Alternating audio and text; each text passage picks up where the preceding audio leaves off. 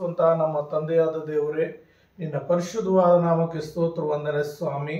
ಅಪ್ಪ, ಈ ಮಧ್ಯಾಹ್ನ ಸಮಯದಲ್ಲಿ ನಿನ್ನ ಸನ್ನಿಧಿಗೆ ಬಂದಿದ್ದೇವಪ್ಪ. ಈ ಒಂದು ದಿನದಲ್ಲಿ ಅಪ್ಪ ನಿನ್ನ ಸನ್ನಿಧಿಯಲ್ಲಿ ನಾವು ಬೇಡುವಾಗ ನಮ್ಮ ಪ್ರಾರ್ಥನೆ ಕೇಳುವಂತ ದೇವರೇ, ಈ ಸಮಯದಲ್ಲಿ ವಾಕ್ಯ ಭಾಗಕ್ಕೆ ಹೋಗುತ್ತಿರುವಾಗ ದೇವರಾತ್ಮನೇ ನೀವು ಬಂದು ನನ್ನೊಟ್ಟಿಗಿದ್ದು ನೀವು ಮಾತನಾಡುವಾಗ ನಾವೆಲ್ಲರೂ ಅಪ್ಪ ನಿನ್ನ ಮಾತುಗಳು ಕೇಳಿ ಅಪ್ಪ ನಿನ್ನ ಮಾತಿಗೆ ಅನುಸಾರವಾಗಿ ನಾವು ಆತ್ಮಿಕವಾಗಿ ಬಲ ಹೊಂದಿ ಈ ಲೋಕದಲ್ಲಿ ಅಪ್ಪ ನಿನಗೆ ಮಾದರಿಯಾಗಿ ಜೀವಿಸುವಂತೆ ಪ್ರತಿಯೊಬ್ಬೊಬ್ಬರು ನೀವು ಆಶೀರ್ವದಿಸಬೇಕೆಂದು ಯೇಸುವಿನ ನಾಮದಲ್ಲಿ ಪ್ರಾರ್ಥಿಸುತ್ತೇನೆ ತಂದೆಯೇ, ಆಮೇನ್. ದೇವರ ನಾಮಕ್ಕೆ ಸ್ತೋತ್ರವಾಗಲಿ. ಇವತ್ತಿನ ವಾಕ್ಯಾಂಶ ಯೇಸು ಕನಿಕರವುಳ್ಳ ದೇವರು. ಇವತ್ತಿನ ವಾಕ್ಯಾಂಶ ಏನಂದ್ರೆ ಯೇಸು ಕನಿಕರವುಳ್ಳ ದೇವರು ಎಂಬುದಾಗಿ ನಾವು ನೋಡ್ತೀವಿ.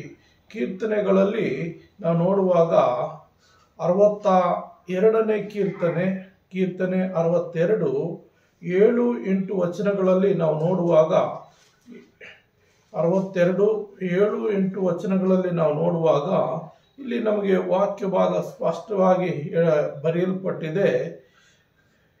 ನನ್ನ ರಕ್ಷಣೆಗೂ ಮಾನಕ್ಕೂ ದೇವರೇ ಆಧಾರ, ನನಗೆ ಬಲವಾದ ದುರ್ಗವು ಆಶ್ರಯವು ದೇವರಲ್ಲಿಯೇ. ಜನರೇ, ಯಾವಾಗಲೂ ಆತನ ನಂಬಿ ನಿಮ್ಮ ಹೃದಯವನ್ನು ಆತನ ಮುಂದೆ ಬಿಚ್ಚಿರಿ. ದೇವರು ನಮ್ಮ ಆಶ್ರಯವು. ಹಲ್ಲೆಲೂಯಾ. ದೇವರು ನಮ್ಮ ಆಶ್ರಯವು. ಈ ಪ್ರಪಂಚಕ್ಕೆಲ್ಲ ಒಂದು ಆಶ್ರಯವಾಗಿ ನಮ್ಮ ದೇವರಿದ್ದಾನೆ. ನಾವು ಬೆಳಗಿನ ಜಾವ ಎದ್ದು ನಮ್ಮ ಕೆಲಸ ಕಾರ್ಯ ಮುಗಿಸ್ಕೊಂಡು ಹೊರಗಡೆ ದುಡಿಯೋದಕ್ಕಾಗಿ ಉದ್ಯೋಗ ಕೆಲಸ ಕಾರ್ಯಗಳಿಗೆ ಹೊರಗಡೆ ಎಲ್ಲಿ ಹೋದ್ರು ಸಾಯಂಕಾಲದ್ರೆ ನಮಗಾಗಿ ನಿರ್ಮಿಸಿಕೊಟ್ಟ ಒಂದು ಆಶ್ರಯ ಸ್ಥಾನಕ್ಕೆ ನಾವು ವಾಪಸ್ ಬರ್ತೀವಿ. ಅದೇ ರೀತಿಯಲ್ಲಿ ಇಡೀ ಪ್ರಪಂಚಕ್ಕೆ ಯೇಸು ಕ್ರಿಸ್ತನು ಆಶ್ರಯವಾಗಿದ್ದಾನೆ. ಆತನು ನಮಗೆ ಆಶ್ರಯವಾಗಿದ್ದಾನೆಂಬುದಾಗಿ ಬಹಳ ಸ್ಪಷ್ಟವಾಗಿ ಹೇಳ್ತಾ ಇದೆ. ಇನ್ನೊಂದು ಕಡೆ 71ನೇ ಕೀರ್ತನೆಯಲ್ಲಿ 7ನೇ ವಚನ ಒಂದು ಮಾತು ಹೇಳುತ್ತೆ. ಏನಂದ್ರೆ, ಅನೇಕರು ನನ್ನ ದುಸ್ಥಿತಿಗೆ ಬೆರಗುತ್ತಾರೆ, ಆದರೂ ನೀನು ನನಗೆ ಬಲವಾದ ಆಶ್ರಯ ಸ್ಥಾನವಾಗಿರುತ್ತಿ. ಹಲ್ಲೆಲೂಯಾ. ಅನೇಕರು ಅಲ್ಲಿ ಕೀರ್ತನೆಗಾರನು ಹೇಳ್ತಾ ಇದ್ದಾನೆ ಏನಂತ, ಆತನ ಕಷ್ಟದಲ್ಲಿ ಆ ಸಮಸ್ಯೆಗಳು ಬಂದಾಗ ಆತನ ದುಸ್ಥಿತಿಗೆ ಬೆರಗಾಗ್ತಾ ಇದ್ರಂತೆ. ಆದರೆ ಆತನ ಧೈರ್ಯವಾಗಿ ಹೇಳ್ತಾನೆ, ಆದರೂ ನೀನು ನನಗೆ ಬಲವಾದ ಆಶ್ರಯ ಸ್ಥಾನವಾಗಿರುತ್ತೆ. ಅಂದ್ರೆ ದೇವರು ನಮಗೆ ಆಶ್ರಯ ಸ್ಥಾನವಾಗಿರುತ್ತಾನೆ. ಮತ್ತೊಂದು ವಚನದಲ್ಲಿ ನಾವು ನೋಡಿಕೊಳ್ಳುವಾಗ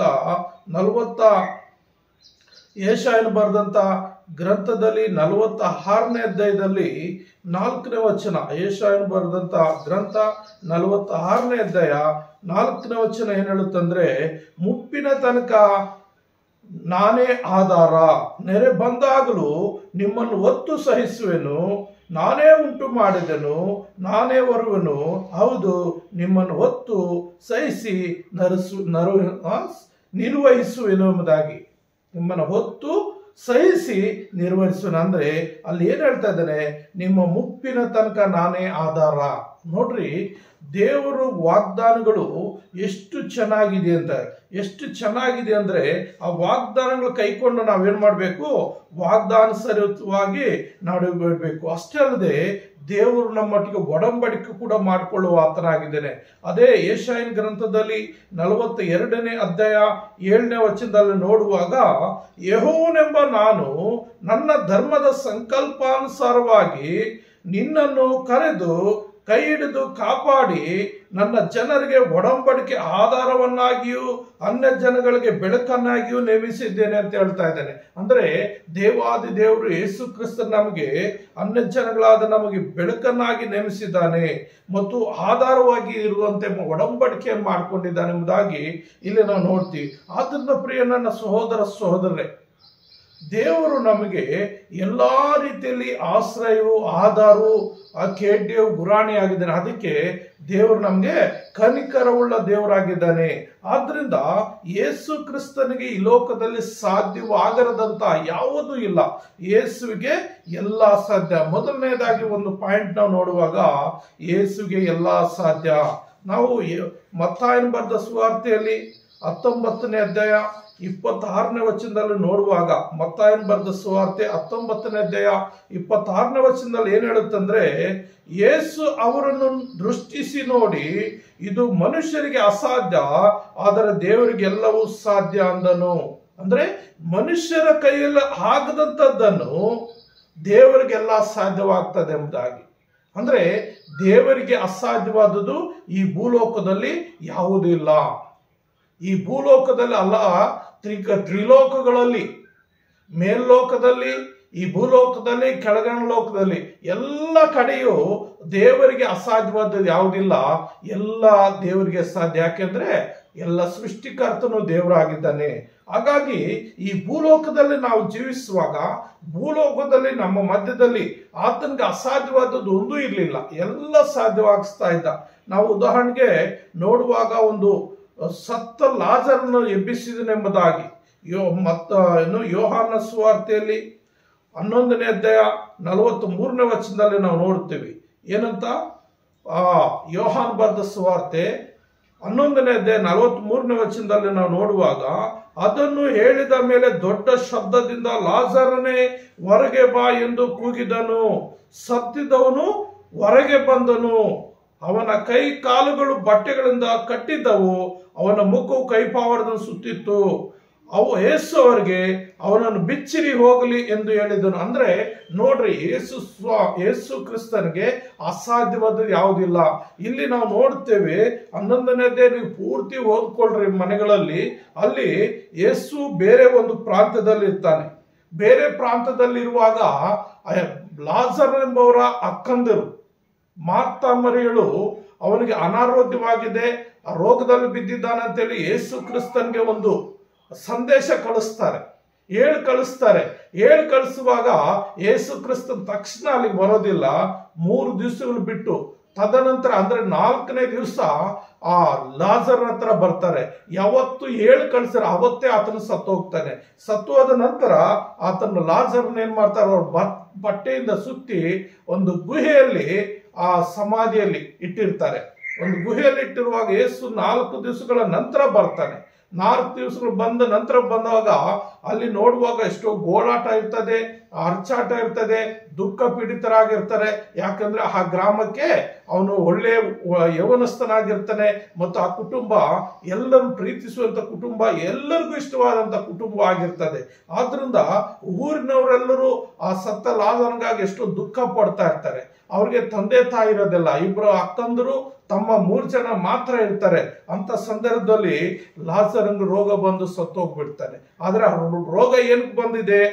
ಅವನು ಏನೋ ಸಾವುಗಾಗಿ ಬಂದಿಲ್ಲ, ಅದು ದೇವರ ಮಹಿಮೆಗಾಗಿ ಬಂದಿದೆ. ಅದು ಯೇಸು ಕ್ರಿಸ್ತನಿಗೆ ಮಾತ್ರ ಗೊತ್ತು, ಬೇರೆ ಯಾರಿಗೂ ಗೊತ್ತಿರಲಿಲ್ಲ. ಮತ್ತೆ ಆ ಯೇಸು ಕ್ರಿಸ್ತ 4 ದಿವಸಗಳಾಗಿ ಬಂದ ನಂತರ ಅಕ್ಕಂದ್ರ ಹತ್ರ ಸ್ವಲ್ಪ ಆ ಸಂಭಾಷಣೆ ನಡೀತದೆ.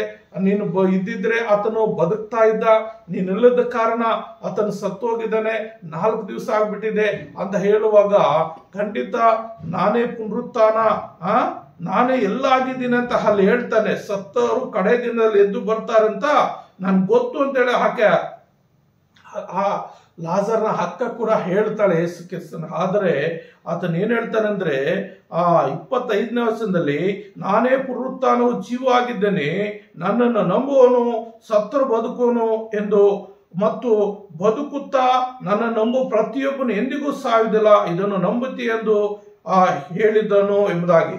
ಆದ್ರೆ ಆಕೆ ಹೇಳ್ತಾ ಇದ್ದಾಳೆ ಅಲ್ಲಿ, ಹೌದು ಸ್ವಾಮಿ, ಲೋಕಕ್ಕೆ ಬರಬೇಕಾದ ದೇವಕುಮಾರ ಕ್ರಿಸ್ತ ನೀನೇ ಎಂದು ನಂಬಿದ್ದೇನೆ ಎಂದಳು. ಅಂದ್ರೆ ದೇವರು ನೀನೇ ಲೋಕಕ್ಕೆ ಬರಬೇಕಾದ ನಮ್ಮ ರಕ್ಷಣೆಗಾಗಿ ಬರುವಂತ ಯೇಸು ಕ್ರಿಸ್ತ ನೀನೇ ಅಂತ ನಂಬಿದ್ದೇನೆ ಅಂತ ಹೇಳುವಾಗ, ಅಲ್ಲಿ ಸ್ವಲ್ಪ ಇನ್ನು ಅವ್ರ ಮನೆ ಹತ್ರ ಬರುವಾಗ ಎಷ್ಟೋ ನೋವು, ಅಲ್ಲಿ ಹಳುವು, ಯೇಸು ಕ್ರಿಸ್ತನ್ ಕೂಡ ಕಣ್ಣೀರು ಬಿಡ್ತಾನೆ. ಯಾಕಂದ್ರೆ ಅಲ್ಲಿನ ಜನರು ಅಷ್ಟು ಗೋಲಾಟ ಆಡ್ತಾ ಇದ್ದಾರೆ, ಅಷ್ಟು ರಂಪಾಟ ಮಾಡ್ತಾ ಇರ್ತಾರೆ. ಮತ್ತೆ ಆ ಸಮಾಧಿ ಎಲ್ಲಿದೆ ಅಂತ ಹೇಳುವಾಗ ಆತನ ಅಕ್ಕ ಹೇಳ್ತಾಳೆ, ಅವನು ಸತ್ತು 4 ದಿವಸ ಆಗಿದೆ, ಮತ್ತು 4 ದಿವಸಗೆಲ್ಲ ಆ ಒಂದು ಮನುಷ್ಯ ಏನಾಗಿರ್ತಾನೆ, ಕೊಳೆಯಕ್ಕೆ ಪ್ರಾರಂಭ ಆಗಿರ್ತಾನೆ. 24 ಗಂಟೆಗಳಲ್ಲಿ ಮನುಷ್ಯನು ಹಾಗೆ ಇರ್ತಾನೆ. 24 ಗಂಟೆ ದಾಟಿದ ನಂತರ ಏನಾಗುತ್ತಂದ್ರೆ ಅಲ್ಲಿ ಕೊಳಿಯೋಕೆ ಸ್ಟಾರ್ಟ್ ಆಗ್ತದೆ, ವಾಸನೆ ಬರಕ್ಕೆ ಸ್ಟಾರ್ಟ್ ಆಗ್ತದೆ, ಆ ಮಾಂಸ ಎಲ್ಲ ಜಿಡ್ಡಾಗಿ ಮಾರ್ಪಡ್ತದೆ. ಒಂದು ಸೋಪ್ ತಂದು ಒಂದು ನೀರಲ್ಲಿ ಇಡುವಾಗ ಅದು ಯಾವ ರೀತಿ ಕರಗಕ್ಕೆ ಸ್ಟಾರ್ಟ್ ಆಗ್ತದೋ ಅದೇ ರೀತಿಯಲ್ಲಿ ಮನುಷ್ಯನು ಸತ್ತ 24 ಗಂಟೆಗಳ ನಂತರ ಆತನ ದೇಹ ಮೇಣದಂತೆ ಕರಗೋದಕ್ಕೆ ಹಾಗೆ ಪ್ರಾರಂಭ ಆಗ್ತದೆ. ಹಾಗೆ 4 ದಿವಸಗಳ ಅಷ್ಟೊಳಗಾಗಿ ಅವನ ದೇಹ ಎಲ್ಲ ಮೆತ್ತಗಾಗ್ಬಿಟ್ಟಿರ್ತದೆ. ಅದು ಒಂಥರ ಗಮ್ ಟೈಪ್ ಹಟ್ಕೊಂಡೋ ಅಂತ ಸ್ಥಿತಿ ಬಂದಿರ್ತದೆ. ಆದ್ರಿಂದ 4 ದಿವಸ ಆಗಿದೆ, ಅವನ ಶರೀರ ಕೊಳೆಯೋಕೆ ಸ್ಟಾರ್ಟ್ ಆಗಿರ್ತದೆ ಅಂತೇಳಿ ತನ್ನ ಅಕ್ಕನ ಹೇಳುವಾಗ, ಇಲ್ಲ ಅವನು ಎಲ್ಲಿದ್ದಾನೆ, ಆ ಸಮಾಧಿಯಲ್ಲಿ ನಡ್ರಿ ಅಂತ ಹೋಗಿ ಅಲ್ಲಿ ನೋಡುವಾಗ ದೇವರು ಅಲ್ಲಿ ಯೇಸು ಕ್ರಿಸ್ತನ ಒಂದು ಕಾರ್ಯ ಮಾಡ್ತಾನೆ ನೋಡ್ರಿ. 41ನೇ ವಚನದಲ್ಲಿ ಏನ್ ಹೇಳ್ತಾನಂದ್ರೆ, ನಾನು ನಿನಗೆ ಹೇಳಲಿಲ್ವೇ ಎಂದು ಉತ್ತರ ಕೊಟ್ಟನು. ಆ ಕಲ್ಲನ್ನು ತೆಗೆದು ಹಾಕಿದರು ಮತ್ತು ಯೇಸು ಕಣ್ಣೆತ್ತಿ ಮೇಲಕ್ಕೆ ನೋಡಿ, ತಂದೆಯೇ, ನೀನು ನನ್ನ ಪ್ರಾರ್ಥನೆ ಕೇಳಿದಕ್ಕಾಗಿ ನಿನ್ನನ್ನು ಕೊಂಡಾಡುತ್ತೇನೆ. ಅಂದ್ರೆ ಯೇಸು ಕ್ರಿಸ್ತನು ಕೆಲವು ಸಂದರ್ಭಗಳಲ್ಲಿ ದೇವರಿಗೆ ಸ್ತೋತ್ರ ಮಾಡ್ತಾ ಇರ್ತಾನೆ, ದೇವರಿಗೆ ಒಂದು ಕೃತಜ್ಞತೆ ಹೇಳ್ತಾನೆ. ಏನಂದ್ರೆ, ನನ್ನ ಪ್ರಾರ್ಥನೆ ಕೇಳಿ ಇವತ್ತು ನೀನು ಅದ್ಭುತ ಮಾಡೋದಕ್ಕಾಗಿ ಸ್ತೋತ್ರ ಎಂಬುದಾಗಿ. ಹೌದು ಪ್ರಿಯರೇ, ನಾವು ಈ ಲೋಕದಲ್ಲಿ ಏನೇ ಕಾರ್ಯ ಮಾಡ್ಬೇಕಂದ್ರೆ ಮೊದಲು ದೇವರಿಗೆ ಪ್ರಾರ್ಥನೆ ಮಾಡಬೇಕು.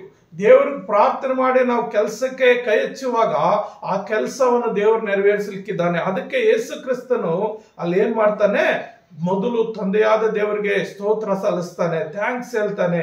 ನನ್ನ ಪ್ರಾರ್ಥನೆ ಕೇಳಿದಕ್ಕಾಗಿ ಸ್ತೋತ್ರ, ನೀನು ಬಲಿಸುವುದಕ್ಕಾಗಿ ಸ್ತೋತ್ರ ಎಂಬುದಾಗಿ ಹೇಳಿ ಅದನ್ನೇನ್ ಮಾಡ್ತಾನೆ, ಆ ಸಮಾಧಿ ಹತ್ರ ಬಂದು ಆ ಕಲ್ಲನ್ನು ಪಕ್ಕಕ್ಕೆ ತೆಗೀರಿ ಅಂತ ಹೇಳಿ ದೊಡ್ಡ ಶಬ್ದದಿಂದ ಲಾಜರನೇ ಹೊರಗೆ ಎದ್ದು ಬಾ ಎಂದು ಕರೆದಾಗ ತಕ್ಷಣ ಅವನು ಬಟ್ಟೆ ಸಮೇತ ಎದ್ದು ಬರ್ತಾನೆ. ಜಿಡ್ಡು ಕೊಳೆಯುವಂತ ಶರೀರ ಆ ಎದ್ದು ಬರುವಾಗ ನೋಡುವಾಗ, ಬಟ್ಟೆ ಬಿಚ್ಚಿ ನೋಡುವಾಗ ಆ ಶರೀರಕ್ಕೆ ಯಾವುದೇ ರೀತಿಯ ಒಂದು ಜಿಡ್ಡು ಆಗಿರಲ್ಲ. ಮೊದಲು ಹೇಗೆ ಜೀವಿಸ್ತಾ ಇದ್ದನೋ ಅದೇ ರೀತಿಯಲ್ಲೇ ಆತನು ಜೀವಿಸ್ತಾ ಇರ್ತಾನೆ. ಅಂದ್ರೆ ಪ್ರಿಯರೇ, ಯೇಸು ಕ್ರಿಸ್ತನಿಗೆ ಅಸಾಧ್ಯವಾದದ್ದು ಈ ಲೋಕದಲ್ಲಿ ಯಾವುದಿಲ್ಲ. ಆದ್ರಿಂದ ನಾವು ಯೇಸು ಕ್ರಿಸ್ತನ ನಂಬುವಾಗ ಯೇಸು ಕ್ರಿಸ್ತನ ಪ್ರತಿಯೊಬ್ಬರ ಜೀವಿತದಲ್ಲಿ ಖಂಡಿತ ಅದ್ಭುತ ಮಾಡ್ಲಿಕ್ಕೆ ಆತನ ಶಕ್ತನಾಗಿದ್ದಾನೆ. ಎರಡನೇದಾಗಿ ನಾವು ನೋಡುವಾಗ ಈ ಲೂಕನು ಬರೆದ ಸುವಾರ್ತೆಯಲ್ಲಿ 8ನೇ ಅಧ್ಯಾಯ 54ನೇ ವಚನ ಓಡುವಾಗ 8ನೇ ಅಧ್ಯಾಯ 54ನೇ ವಚನದಲ್ಲಿ 55ನೇ ವಚನ ನಾವು ನೋಡುವಾಗ ಇಲ್ಲಿ ಏನ್ ಹೇಳ್ತಂದ್ರೆ, ಆದ್ರೆ ಯೇಸು ಆಕೆಯ ಕೈ ಹಿಡಿದು ಅಮ್ಮನಿ ಏಳು ಎಂದು ಕೂಗಿದನು. ಆಕೆಯ ಪ್ರಾಣ ತಿರುಗಿ ಬಂದು ತಕ್ಷಣವೇ ಆಕೆ ಎದ್ದಳು. ಏನೋ ತಕ್ಷಣವೇ ಆತನ ಕೈ ಹಿಡಿದು ಅಮ್ಮನ್ನೇ ಹೇಳು ಅಂತ ಹೇಳಿದ ತಕ್ಷಣ ಒಬ್ಬ 12 ವರ್ಷದ ಯೌವನಸ್ಥ ಮಗಳು ಏನಾಯ್ತು, ಅಲ್ಲಿ ಬದುಕಿ ಬಂದಳು. ಆಕೆ ಒಬ್ಬೇ ಮಗಳಾಗಿರ್ತಾಳೆ ಆ ಒಂದು ಕುಟುಂಬಕ್ಕೆ. ಒಬ್ಬ ತಂದೆ ಆ ಯೇಸು ಕ್ರಿಸ್ತನ ಹತ್ರ ಬಂದು ಆತನ ಕರೆದುಕೊಂಡು ಹೋಗುವಾಗ ಆತನ ಮನೆಗೆ ಬಂದು ಆಕೆಯನ್ನ ಹಿಡಿದು ಕೈ ಹಿಡಿದು ಏನ್ ಹೇಳ್ತಾ ಇದ್ದಾನೆ, ಅಮ್ಮಣ್ಣಿ ಹೇಳು ಎಂದು ಕೂಗಿದ ತಕ್ಷಣ ಆ ಸತ್ತಂತ ಹುಡುಗಿಯಲ್ಲಿ ಮತ್ತೆ ಜೀವ ಬಂದು ಆಕೆ ನಿದ್ದೆಯಿಂದ ಎಚ್ಚೆತ್ತ ಹಾಗೆ ಎದ್ದಳು ಎಂಬುದಾಗಿ ನಾವು ನೋಡ್ತೇವ್ರಿ. ಆದ್ರಿಂದ ಯೇಸು ಕ್ರಿಸ್ತನಿಗೆ ಈ ಲೋಕದಲ್ಲಿ ಅಸಾಧ್ಯವಾದದ್ದು ಯಾವುದಿಲ್ಲ. ಯೇಸು ಕ್ರಿಸ್ತನು ಸತ್ತವರನ್ನು ಕೂಡ ಬದುಕಿಸಬಲ್ಲನಾಗಿರುವುದರಿಂದ ರೋಗ ಮತ್ತೊಂದು ಸಮಸ್ಯೆಗಳಿಗೆ ಆತನಿಗೆ ಯಾವುದು ಲೆಕ್ಕಕ್ಕೆ ಇಲ್ಲ. ಹಾಗಾಗಿ ಪ್ರತಿಯೊಬ್ಬರ ಜೀವಿತದಲ್ಲಿ ಸಮಸ್ಯೆಗಳಿದ್ದಾಗಲಿ ಶೋಧನೆಗಳು ಬಂದಾಗ ಯೇಸು ಕ್ರಿಸ್ತನನ್ನು ಹಾತ್ಕೊಳ್ಳುವಾಗ ಆತನ ಕರುಣೆಯುಳ್ಳ ದೇವರಾಗಿರ್ತಾನೆ.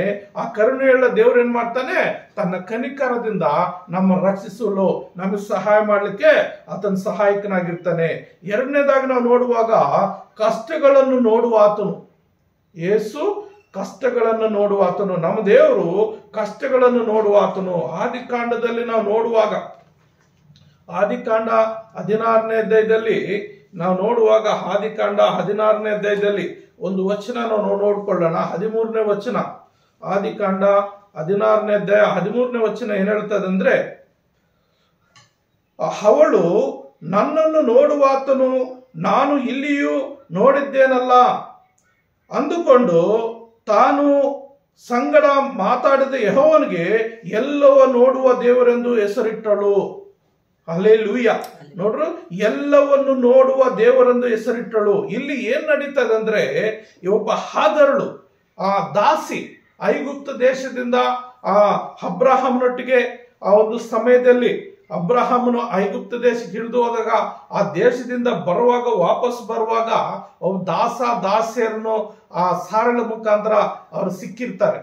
ಆ ಅಬ್ರಾಹ್ಮನ ಹೆಂಡತಿಯಾದಂಥ ಸಾರಳಿಗೆ ಹಾಗರಳೆಂಬ ದಾಸಿ ಇರುವಾಗ ಅಬ್ರಾಹ್ಮನಿಗೆ ಯಾವಾಗ ಮಕ್ಕಳಾಗೋದಿಲ್ವೋ ಆ ಸಮಯದಲ್ಲಿ ಏನಾಗುತ್ತಂದ್ರೆ ಆ ಮಕ್ಕಳು ಒಂದು ವಿಷಯಕ್ಕಾಗಿ ನಮ್ಗೆ ಇಷ್ಟು ವಯಸ್ಸಾದ್ರೂ ಮಕ್ಕಳಾಗಿಲ್ವಲ್ಲ, ಹೋಗ್ಲಿ ನನಗೆ ಇಷ್ಟವಾದಂತ ನನ್ನ ದಾಸಿ ಹಾಗರಳನ್ನ ಕೊಡು, ಆಕೆಯನ್ನ ಹೆಂಡತಿಯಾಗಿ ಮಾಡ್ಕೋ, ಆಕೆಯಿಂದ ಒಂದು ಹುಟ್ಟುವ ಮಗು ನಮ್ಮ ಮಗು ಆಗುತ್ತೆ ಅಂತ ಹೇಳಿ ತನ್ನ ಗಂಡನಾದ ಅಬ್ರಾಹ್ಮನ್ ಕೇಳುವಾಗ ಅದೇ ರೀತಿಯಲ್ಲಿ ಅಬ್ರಾಹ್ಮನ್ ಮಾಡ್ತಾನೆ. ಆಕೆಯನ್ನು ಕೂಡುವಾಗ ಆಕೆ ಬಸರಾಗ್ಬಿಡ್ತಾಳೆ. ಆ ಬಸರಾದ ನಂತರ ಆಕೆ ತಿಳಿದು ಏನ್ ಮಾಡ್ತಾಳಂತೆ, ತನ್ನ ಯಜಮಾನಿಯಾದಂಥ ಸಾರಳನ್ನು ತಿರಸ್ಕಾರ ಮಾಡಕ್ಕೆ ಸ್ಟಾರ್ಟ್ ಮಾಡ್ತಾಳೆ.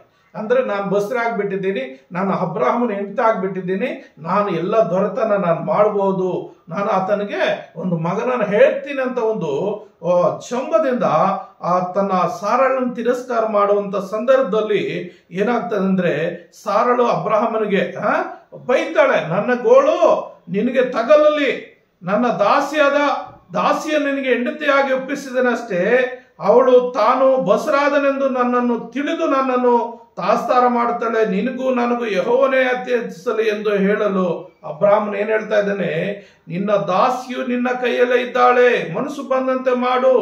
ಆಗ ಸಾರಳು ಅವಳನ್ನು ಬಾಧಿಸಲು ಅವಳು ಓಡಿ ಹೋದಳು ಎಂಬುದಾಗಿ ನೋಡ್ತೀವಿ. ಅಂದ್ರೆ ಸಾರಳು ಯಾರನ್ನ ಹಾಗರಳನ್ನು ಬಾಧಿಸ್ತಾಳೆ. ಹಾಗರನ್ನು ಬಾಧಿಸುವಾಗ ಅವಳು ಏನ್ ಮಾಡ್ತಾಳೆ, ಓಡಿ ಹೋಗ್ತಾಳೆ.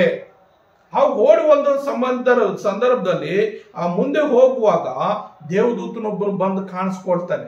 ದೇವದೂತನು ಬಂದು ಆಕೆ ಕಾಣಿಸ್ಕೊಂಡು ಆಕೆಯನ್ನು ಮಾತಾಡ್ತಾಳೆ. 8ನೇ ವಚನದಲ್ಲಿ ನೋಡ್ತೇವೆ, ಸಾರಳ ದಾಸಿಯಾದ ಹಾಗರಳೇ, ಎಲ್ಲಿಂದ ಬಂದಿ, ಎಲ್ಲಿಗೆ ಹೋಗಿತ್ತು ಎಂದು ಕೇಳಲು ಅವಳು ನನ್ನ ಯಜಮಾನಿಯಾದ ಸಾರಳ ಬಳಿಯಿಂದ ಓಡಿ ಹೋಗುತ್ತಾ ಇದ್ದೇನೆ ಅಂದಳು. ಅಲ್ಲಿ ದೇವದೂತನು ಕೇಳ್ತಾ ಇದ್ದೇನೆ, ಎಲ್ಲಿಂದ ಬಂದಿ, ಎಲ್ಲಿಗೆ ಹೋಗ್ತೀಯ? ಅನೇಕರಿಗೆ ನಾವು ಎಲ್ಲಿಂದ ಬಂದಿದ್ದೀವಿ ಮತ್ತು ಎಲ್ಲಿಗೆ ಹೋಗ್ತೀವಿ ಅಂತ ಅರಿವೇ ಇಲ್ಲದೆ ಜೀವಿಸುವಂತ ಎಷ್ಟೋ ಜನರು ಈ ಭೂಮಿ ಮೇಲೆ ಜೀವಿಸ್ತಾ ಇದ್ದಾರೆ. ನಾವು ಎಲ್ಲಿಂದ ಬಂದಿದ್ವಿ ಮತ್ತೆ ನಾವು ಎಲ್ಲಿಗೆ ಹೋಗ್ತೀವಿ ಅಂತ ಗೊತ್ತಿಲ್ಲದೆ ಎಷ್ಟೋ ಮಂದಿ ಜೀವಿಸ್ತಾ ಇದ್ದಾರೆ. ಹಾಗೆ ಈ ಸ್ತ್ರೀಯನ್ನ ದೂತನು ಕೇಳುವಾಗ ಕೇಳ್ತಾ ಇದ್ದಾಳೆ, ನನ್ನ ಯಜಮಾನಿಯಾದ ಸಾರಳೆಯಿಂದ ಬಳಿಯಿಂದ ಓಡಿ ಹೋಗ್ತಾ ಇದ್ದೇನೆ ಅಂತ ಹೇಳುವಾಗ ಆ ದೂತನ ಆಕೆಗೆ ಏನ್ ಹೇಳ್ತಾನೆ ಅಂದ್ರೆ, ಯೆಹೋವನ ದೂತ, ನೀನು ಯಜಮಾನಿಯಾದ ಬಳಿಗೆ ಹಿಂತಿರುಗಿ ಹೋಗು, ಅವಳಿಗೆ ತಗ್ಗಿ ನಡೆದುಕೋ ಅಂತ ಹೇಳಿ ಯೆಹೋವನ ದೂತ ಅವಳಿಗೆ ಬಹು ಸಂತಾನವಾಗ ಮಾಡುವೇನು, ಅದು ಲೆಕ್ಕಿಸ ಕೂಡದಷ್ಟು ಅಪರಿತವಾಗುವುದು ಅಂತ ಹೇಳಿ ಆಶೀರ್ವಾದ ಮಾಡಿ ಆ ದೇವದೂತನು ನಿನ್ಗೆ ಒಬ್ಬ ಮಗನ ಹುಟ್ಟುತ್ತಾನೆ, ಅವನಿಗೆ ಇಸ್ಮಾಯಿಲ್ ಅಂತ ಹೆಸರಿಡು, ಅವನು ಮುಖಾಂತರ ದೊಡ್ಡ ಜನಾಂಗವಾಗಿ ಮಾಡ್ತೀನಿ ಅಂತ ಹೇಳಿ ಆ ದೇವದೂತನು ಆಕೆಗೆ ಸಮಾಧಾನ ಪಡಿಸುವಾಗ ಆಕೆ ಏನ್ ಮಾಡ್ತಾಳೆ, ನನ್ನನ್ನು ನೋಡುವಾತನು ನಾನು ಇಲ್ಲಿಯೂ ನೋಡಿದ್ದೇನಲ್ಲ ಅಂದುಕೊಂಡು ತನ್ನ ಸಂಗಡ ಮಾತಾಡಿದ ಯೆಹೋವನಿಗೆ ಎಲ್ಲವನ್ನು ನೋಡುವ ದೇವರು ಎಂಬುದಾಗಿ ಹೆಸರಿಟ್ಟ. ಅಂದ್ರೆ ಪ್ರತಿಯೊಬ್ಬರ ಕಷ್ಟವನ್ನು ನೋಡುವಂತ ದೇವರು, ಎಲ್ಲ ಕಷ್ಟಗಳಿಂದ ಬಿಡಿಸುವಂತ ದೇವರು ಎಂಬುದಾಗಿ ಅಲ್ಲಿ ನಾವು ನೋಡ್ತಾ ಇದ್ದೀವಿ. ಹಾಗೆ ಮತ್ತೆ ಆಕೆಗೆ ಮತ್ತೊಂದು ಸಮಸ್ಯೆ ಬರ್ತದೆ. ಮತ್ತೊಂದು ಸಮಸ್ಯೆ ಬಂದಾಗ, ಈಗ ಹೇಳಿದಾಗ ದಾಸಿಯ ಯಜಮಾನಿ ಹತ್ರ ಹೋಗ್ತಾಳೆ. ಹೋದ ನಂತರ ಆಕೆಗೆ ಹೆರಿಗೆ ಆಗ್ತದೆ, ಮಗನಾಗ್ತಾನೆ. ಆ ಮಗನು ದೊಡ್ಡವನಾಗ್ತಾ ಇರ್ತದೆ. ಅಂದ್ರೆ ಆಗುವಾಗ ಮತ್ತೆ ದೇವರು ಏನ್ ಮಾಡ್ತಾನೆ, ಆ ಸಾರಳಿಗೂ ಒಬ್ಬ ಮಗನನ್ನು ಕೊಡ್ತಾನೆ. ಆ ಮಗನು ಬೆಳೆದು ಬರುವಾಗ ಏನ್ ಮಾಡ್ತದೆ, ಆ ಸಾರಳ ಮಗನ ಹತ್ರ ಇವನು ಇಸ್ಮಾಯಿಲ್ನ ಆಟಾಡುವಾಗ ಏನಾಗುತ್ತಂದ್ರೆ, ಈ ಹಾಗರಳ ಮಗನು ಇಸ್ಮಾಯಿಲ್ನು ನಗುವುದನ್ನು ಅಬ್ರಾಹ್ಮನು ಕಂಡು ಅಬ್ರಾಹ್ಮನಿಗೆ ಏನ್ ಹೇಳ್ತಾ ಇರ್ತಾನೆ, ಈ ದಾಸಿಯಾದ ಅವಳ ಮಗನನ್ನು ಹೊರಗೆ ಹಾಕು, ಈ ದಾಸಿಯ ಮಗನು ನನ್ನ ಮಗನಾದ ಇಸಾಕನು ಅಂದಿಗೆ ಬಾಧ್ಯನಾಗಬಾರ್ದು. ಅಂದ್ರೆ ನನ್ನ ಮಗನು ಹುಟ್ಟಿದ್ದಾನೆ, ಇವನು ಇಲ್ಲಿ ನಗ್ತಾ ಇದ್ದಾನೆ, ಇವನಿಗೂ ಅಧಿಕಾರ ಇದೆ ಅಂತ ಚಲಾಯಿಸ್ತಾನೆ. ಹಾಗಾಗಿ ನೀನೇನ್ ಮಾಡು, ಫಸ್ಟ್ ಈ ದಾಸಿ ಮಗನ ಹೊರಗೆ ಹಾಕ್ಬಿಡು, ಇವಳು ನನ್ನ ಮುಂದೆ ಇರಬಾರ್ದು, ಇವನ ಮಗನ್ ನನ್ನ ಮುಂದೆ ಇರಬಾರ್ದು ಅಂತೇಳಿ ಅಬ್ರಾಹ್ಮನ್ಗೆ ಹೇಳುವಾಗ ಅಬ್ರಾಹ್ಮನ್ ದುಃಖ ಆಗ್ತದೆ. ದುಃಖ ಆಗ್ತದೆ. ಅರೆ, ನನಗೆ ಹುಟ್ಟಿದಂತ ಮಗನಲ್ವಾ, ಇಷ್ಟು ಆಸ್ತಿ ಇದೆ, ಇಲ್ಲಿ ಎಲ್ಲೋ ಒಂದು ಕಡೆ ಅವನು ಇರ್ತಾನಲ್ಲ ಅಂತ ಅವನಿಗೆ ಒಂದು ಆಲೋಚನೆ ಇರ್ಬೋದು. ಆದ್ರೆ ದೇವ್ರು ಏನ್ ಹೇಳ್ತಾನೆ ಅಬ್ರಹಾಮನಿಗೆ, ನೀನ್ ಹೆಂಡತಿ ಹೇಳ್ದಂಗೆ ಕೇಳು, ನಿನ್ನ ಹೆಂಡತಿ ಹಂಗೆ ಹೇಳ್ದಂಗೆ ಕೇಳು, ಇಲ್ಲಾಂದ್ರೆ ನಿನ್ಗೂ ತುಂಬಾ ನೋವು ಕೊಡ್ಬೇಕಾಗುತ್ತೆ, ಕರಕೆರೆ ಕೊಡ್ಬೇಕಾಗುತ್ತೆ, ಆಕೆಯನ್ನು ಕಳಿಸ್ಬಿಡು, ನಾನು ಆಕೆಯನ್ನು ಕೂಡ ಆಶೀರ್ವಾದ ಮಾಡ್ತೀನಿ, ಆಕೆಯನ್ನು ನಾನು ಕಾಯ್ತೀನಿ ಅಂತೇಳಿ ಅಬ್ರಹಾಮನ್ಗೆ ಹೇಳುವಾಗ ಅಬ್ರಹಾಮನೊಂದು ಆ ಚೀಲದಲ್ಲಿ ನೀರು ತುಂಬಿಸಿ ಆ ಮಗುನ ಕಟ್ಟು ಕಳಿಸಿಬಿಡ್ತಾಳೆ. ಆಗ ಆಕೆ ಹೋಗ್ತಾ ಹೋಗ್ತಾ ಎಲ್ಲಿಗೆ ಹೋಗ್ಬೇಕು ಗೊತ್ತಿಲ್ಲ, ದಾರಿ ಗೊತ್ತಿಲ್ಲ, ಎಲ್ಲಿ ಇರಬೇಕು ಅಂತ ಗೊತ್ತಿಲ್ಲ. ಯಾಕೆಂದ್ರೆ ಅದು ದಾಸಿ, ತನಗೆ ಬಂಧುಗಳಿಲ್ಲ, ಸ್ನೇಹಿತರಿಲ್ಲ, ಮಿತ್ರಗಳಿಲ್ಲ, ಸಂಬಂಧಿಗಳಿಲ್ಲ ಅಂತ ಒಂದು ಹೀನ ಸ್ಥಿತಿಯಲ್ಲಿ ತನ್ನ ಮಗನೊಬ್ಬನ ಚಿಕ್ಕವನಿದ್ದಾನೆ. ಆ ಮಗನಿಗೆ ಊಟ ಇಲ್ಲ, ಆ ಈ ತಿಥಿಯಲ್ಲಿದ್ದ ನೀರು ಕುಡಿದು ಮುಗ್ತಾ ಆಯ್ತು. ಅವನು ದಾಹ ದಾಹ ಅಂತ ಅಳ್ತಾ ಇದ್ದಾನೆ. ಆ ಕಾಡಲ್ಲಿ ಎಲ್ಲಿ ನೀರು ಸಿಗ್ತಾ ಇಲ್ಲ. ಆ ನೀರು ಸಿಕ್ಕದ ಸಮಯದಲ್ಲಿ ಅವನು ಹತ್ತು ಎಲ್ಲಿ ಸತ್ತೋಗ್ತಾನೋ ನನ್ನ ಮಡಿಲಲ್ಲಿ ಅಂತೇಳಿ ಆ ಹುಡುಗನ್ ಏನ್ ಮಾಡ್ತಾಳೆ, ಒಂದು ಗಿಡ ಕೆಳಗೆ ಮಲಗಿಸ್ಬಿಡ್ತಾಳೆ. ಮಲಗಿಸ್ಬಿಟ್ಟು ಅವನ ಶಬ್ದ ಕೇಳಲಾರ್ದೆ ಇನ್ನೂ ಸ್ವಲ್ಪ ದೂರ ಹೋಗಿ ಆಕೆನೂ ಆಳ್ತಾ ಇದ್ದಾಳೆ, ಆ ಹುಡುಗನೂ ಆಳ್ತಾ ಇದ್ದಾನೆ, ಆ ಇಬ್ಬರು ಆಳ್ತಾ ಇದ್ದಾರೆ.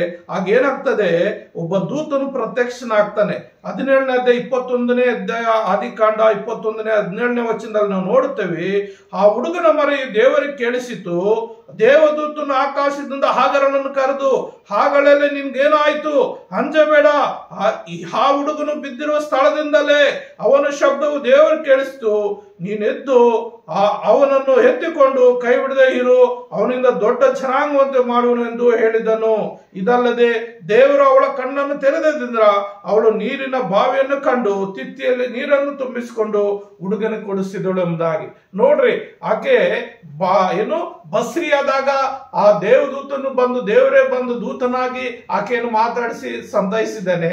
ಮತ್ತು ಮಗನಾದ ನಂತರ ಕಷ್ಟ ಬಂದಾಗ, ಶೋಧನೆ ಬಂದಾಗ ದೇವರ ಆಕೆಯನ್ನು ಬಿಡ್ಲಿಲ್ಲ. ಆಕೆ ಆ ಪ್ರಾರ್ಥನೆ, ಆ ಮಗುವಿನ ಅಳುವಿನ ಗೋಳಾಟ ಆ ದೇವರ ಕೇಳಿ ಮತ್ತೆ ಬಂದು ಆಕೆಯನ್ನು ಸಂತೈಸಿ ಆ ಕಷ್ಟದಿಂದ ಬಿಡಿಸಿದ್ದಾನೆ. ಯಾಕಂದ್ರೆ ನಾವು 2 ಪೂರ್ವಕಾಲ ವೃತ್ತಾಂತ 16ನೇ 9ನೇ ವಚನದಲ್ಲಿ ಒಂದು ಮಾತು ನೋಡ್ತೇವೆ. ಏನಂದ್ರೆ, ದೇವರು ಭೂಲೋಕದ ಎಲ್ಲ ಕಡೆ ತನ್ನ ದೃಷ್ಟಿಯನ್ನು ಪ್ರಸರಿಸ್ತಾನೆ ಎಂಬುದಾಗಿ. ಪ್ರತಿಯೊಂದು ಕಡೆ ಭೂಮಿ ಎಷ್ಟಿದೆಯೋ ಎಲ್ಲ ಕಡೆ ತನ್ನ ದೃಷ್ಟಿಯನ್ನು ಪ್ರಸರಿಸ್ತಾನೆ ಎಂಬುದಾಗಿ 2 ಪೂರ್ವಕಾಲ ವೃತ್ತಾಂತ 16ನೇ ಅಧ್ಯಾಯದಲ್ಲಿ 9ನೇ ವಚನ ನೋಡ್ತೀವಿ. ಯೆಹೋವನು ಭೂಲೋಕದ ಎಲ್ಲಾ ಕಡೆಗಳಲ್ಲಿ ದೃಷ್ಟಿಯನ್ನು ಪ್ರಸರಿಸುತ್ತಾ ತನ್ನ ಕಡೆಗೆ ಯಥಾರ್ಥ ಮನಸ್ಸುಳ್ಳವರ ರಕ್ಷಣೆಗಾಗಿ ತನ್ನ ಪ್ರತಾಪವನ್ನು ತೋರ್ಪಡಿಸುತ್ತಾನೆ. ಯಾರು ಯಥಾರ್ಥವಾಗಿರ್ತಾರೋ ಅವ್ರನ್ನ ಕಷ್ಟಗಳಲ್ಲಿ ಬಿಡೋದಿಲ್ಲ, ಅವ್ರನ್ನ ದುಃಖದಲ್ಲಿ ಬಿಡೋದಿಲ್ಲ, ಅವ್ರನ್ನ ಕಣ್ಣೀರಲ್ಲಿ ಬಿಡೋದಿಲ್ಲ.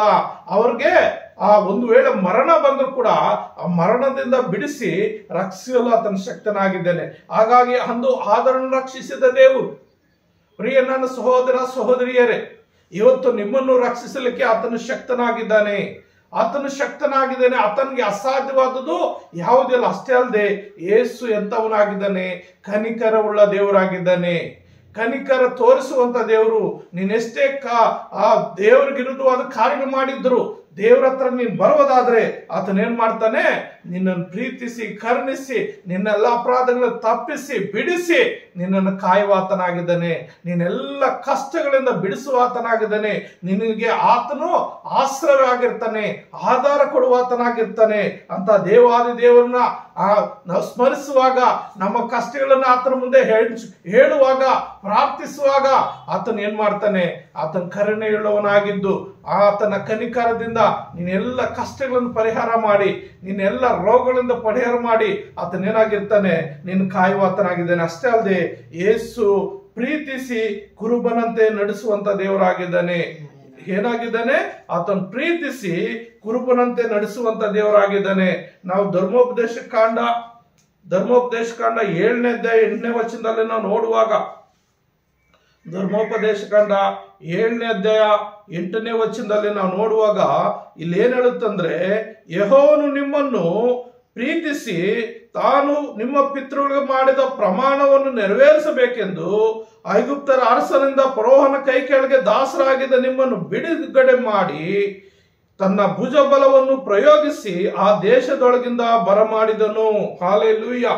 ಪ್ರಿಯ ನನ್ನ ಸಹೋದರ ಸಹೋದರರೇ, ಆತನು ಈ ಲೋಕದಲ್ಲಿ ನಾವುಗಳು ಜೀವಿಸುವಾಗ ಸೈತಾನ ಪರೋಹನ ರಾಜ್ಯ ಅಂದ್ರೆ ಸೈತಾನ ರಾಜ್ಯ, ದೇವರ ವಿರುದ್ಧವಾಗಿ ಜೀವಿಸುವಂತ ಈ ಲೋಕದಲ್ಲಿ ನಾವು ಇರುವಾಗ ಖಂಡಿತವಾಗಲೂ ಆತನು ನಮ್ಮನ್ನ ಕರುಣಿಸಿ ಐಗುಪ್ತ ದೇಶದಿಂದ ಆ ಇಸ್ರಾಯೇಲ್ ಯಾವ ರೀತಿ ಬಿಡಿಸಿ ರಕ್ಷಿಸಿದನೋ ಅದೇ ರೀತಿಯಲ್ಲಿ ನನ್ನನ್ನ ನಿನ್ನನ್ನ ಕೂಡ ಆತನು ಬಿಡಿಸುವ ಆತನಾಗಿದ್ದಾನೆ, ಆತನ ರಕ್ಷಿಸುವ ಆತನಾಗಿದ್ದಾನೆ, ಆತನ ಆಧಾರ ಕೊಡುವ ಆತನಾಗಿದ್ದಾನೆ.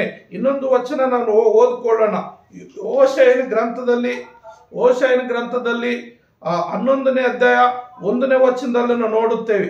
ಓಶಯ 11ನೇ ಅಧ್ಯಾಯ 1ನೇ ವಚನದಲ್ಲಿ ಏನ್ ಹೇಳುತ್ತಂದ್ರೆ, ಇಸ್ರಾಯೇಲು ಕೇವಲ ಬಾಲ್ಯದಲ್ಲಿದ್ದಾಗ ನಾನು ಅದರ ಮೇಲೆ ಪ್ರೀತಿಯನ್ನಿಟ್ಟು ಆ ನನ್ನ ಮಗನನ್ನು ಐಗುಪ್ತ ದೇಶದಿಂದ ಕರೆದೆನು. ಹಾಲೆಲೂಯ.